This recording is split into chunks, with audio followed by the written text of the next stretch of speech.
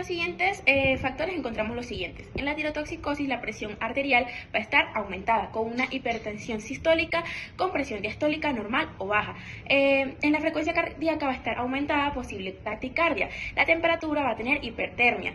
La glucemia va a estar aumentada con una posible hiperglucemia leve y con el estado mental va a estar ansioso, irritable y con un posible delirio en el hipotiroidismo encontraremos los valores disminuidos. La presión arterial con hipotensión.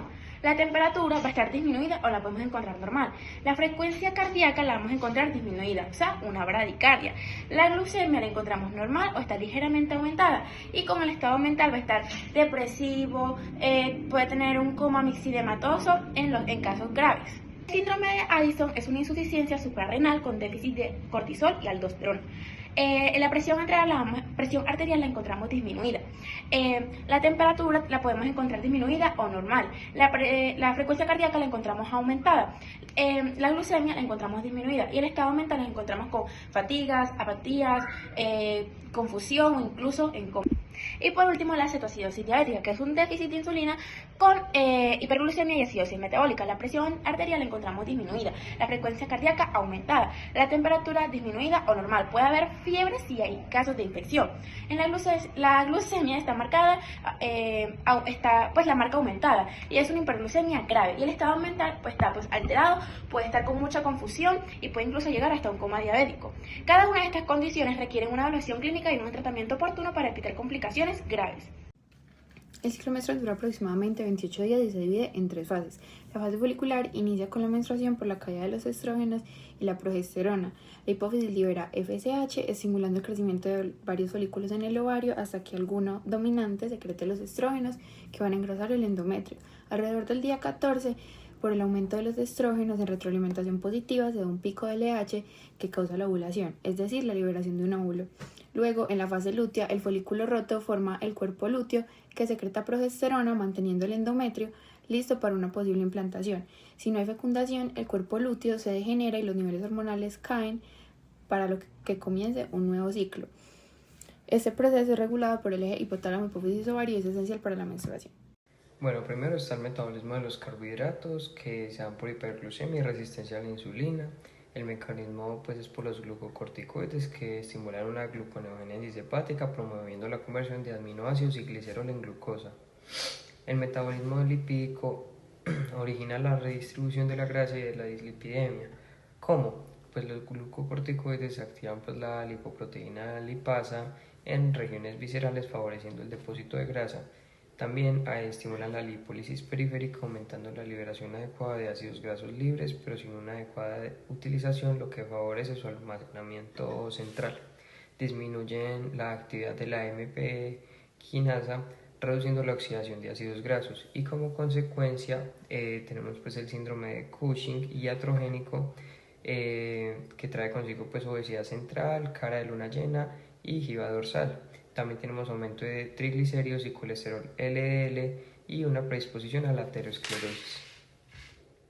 Efectos en la presión arterial y función cardiovascular. Como mecanismo vamos a tener que aumentar la sensibilidad de los vasos a las catecolaminas, como la adrenalina y la noradrenalina, que tienen un efecto mineralocorticoide leve, favoreciendo la retención de sodio y agua y excreción de potasio. ¿Qué va a tener como consecuencia? Hipertensión arterial, hipopotasemia en casos severos. También van a haber unos efectos inmunológicos. Como mecanismo va a tener que disminuir la producción de citoquinas proinflamatorias como la interleuquina 1, la interleuquina 6 o el factor de necrosis tumoral alfa, que inhiben la migración de leucocitos al tejido inflamado. ¿Esto qué consecuencia va a tener? Que va a haber una mayor susceptibilidad a infecciones bacterianas, virales y fúngicas, que esto también va a retrasar la cicatrización de las heridas. ¿Y qué vamos a poder concluir? El consumo crónico de esteroides provoca alteraciones metabólicas profundas, afectando la regulación del metabolismo de la glucosa, lípidos y proteínas. La homeostasis del calcio y del hueso, el equilibrio hidroelectrolítico y la función cardiovascular y la inmunidad. ¿Qué implicación clínica va a tener acá? Los efectos adversos de los glucocorticoides pueden minimizarse con terapia intermitente. Y esto va a tener que ajustar las dosis y la suplementación de calcio, vitamina D en pacientes con riesgo de osteoporosis. La deficiencia de vitamina D tiene múltiples consecuencias fisiológicas, pues porque tiene un papel muy importante en la homeostasis del calcio. Por ejemplo, en la osteoporosis, la deficiencia de vitamina D va a reducir la absorción intestinal de calcio y fósforo, y eso va a disminuir la disponibilidad de esos minerales para la mineralización ósea. Y en respuesta a eso va a aumentar la hormona paratiroidea para estimular la resolución ósea, para que se libere calcio a la sangre, pero con el tiempo eso va a hacer que la estructura ósea se debilite y favorece la osteoporosis. Y también hay un efecto de disminución de resorción ósea. Aunque en muchos casos pues, la deficiencia de vitamina D se asocia a mayor resorción ósea, en algunas condiciones crónicas se da el efecto contrario. Una deficiencia severa puede llevar a un estado de baja remodelación ósea. ¿Cómo? Porque a falta de vitamina D se impide la diferenciación y activación de los osteoclastos, que son los que dependen del RANK ligando, y ese es regulado por la vitamina D. En ese caso, pues el hueso se va a volver como muy frágil, porque no solamente por la desmineralización, sino también porque hay una disminución en el recambio.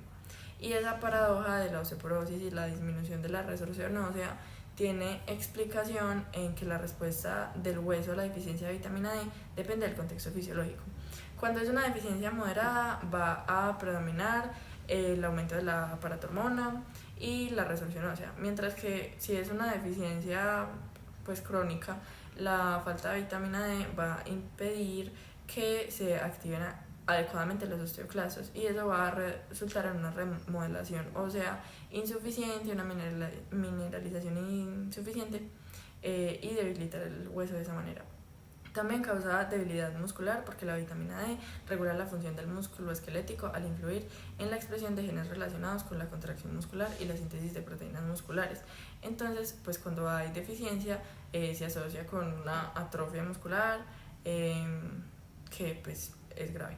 Y las alteraciones en el sistema inmune es porque la vitamina D modula la respuesta inmune innata y adaptativa. Entonces, cuando hay deficiencia se relaciona con un mayor riesgo de infecciones, enfermedades autoinmunes y una inflamación crónica pues de grado variable.